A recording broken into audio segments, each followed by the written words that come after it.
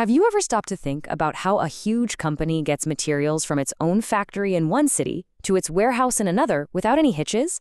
Well, that whole complex internal dance is managed by a core process in SAP.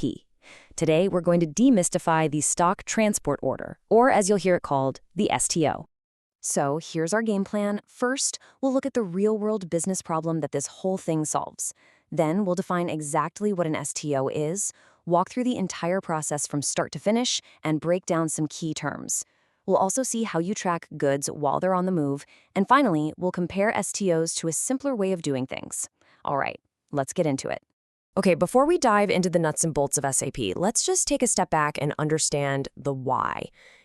Why does this process even exist? Well, it all starts with a super common logistics challenge that a lot of companies face. Picture this. You've got a company with 3 different locations in India. Their main production plant is in Bangalore, and it's got this massive warehouse just full of raw materials. But they also have a sales office in Pune and their headquarters in Mumbai, and both of those have pretty limited storage space. The problem? All 3 spots need those same materials to get their work done. So the big question becomes, how does the company get those materials from the hub in Bangalore over to Pune and Mumbai in a way that's planned out, that you can track, and that's actually efficient? You can't just throw everything on a truck and cross your fingers, right? You need a real integrated process for it. And that formal process is exactly what we're here to talk about. SAP gives us a really powerful tool designed specifically for this kind of internal supply chain puzzle. At its heart, a stock transport order is pretty much what it sounds like. It's a special kind of purchase order, but it's used for internal moves. Here's a good way to think about it. The headquarters in Mumbai doesn't just casually ask for materials, it formally orders them from the Bangalore production hub, just like it would if Bangalore was a totally separate company. And that right there is the key. The STO brings all the same seriousness and visibility to your internal transfers that you'd use for an external purchase. It lets you formally request stuff, plan out delivery schedules, and keep an eye on the whole journey, from the moment it leaves to the moment it arrives. So, how does this actually work inside the system? Let's walk through the entire step-by-step journey of a material as it moves from one plant to another using an STO. From a high level, the process is actually pretty straightforward. It all starts with a purchase order.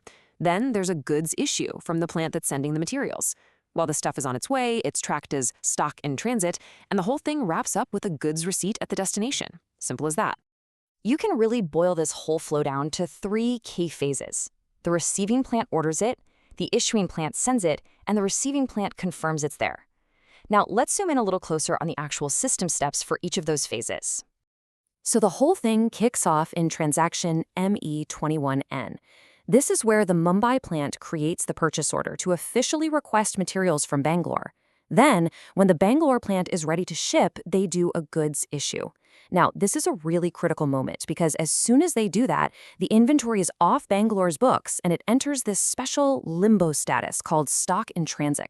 And while the goods are literally on a truck somewhere, anyone in the company can use transaction MB5T to see a full list of everything that's in that in-between state.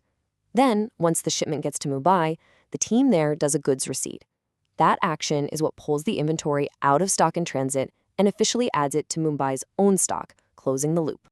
Now, behind the scenes of all these steps, SAP is using a simple but really powerful system to keep track of every single physical movement.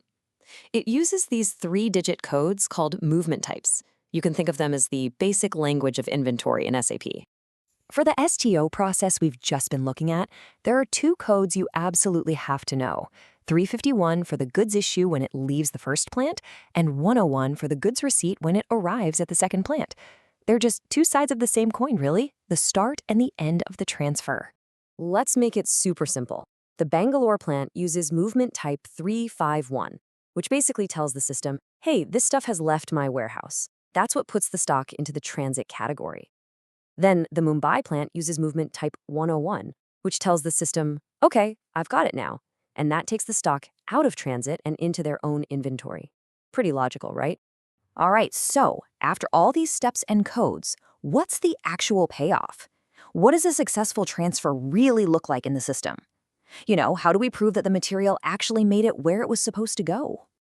And here it is. The proof is right here on the stock overview screen.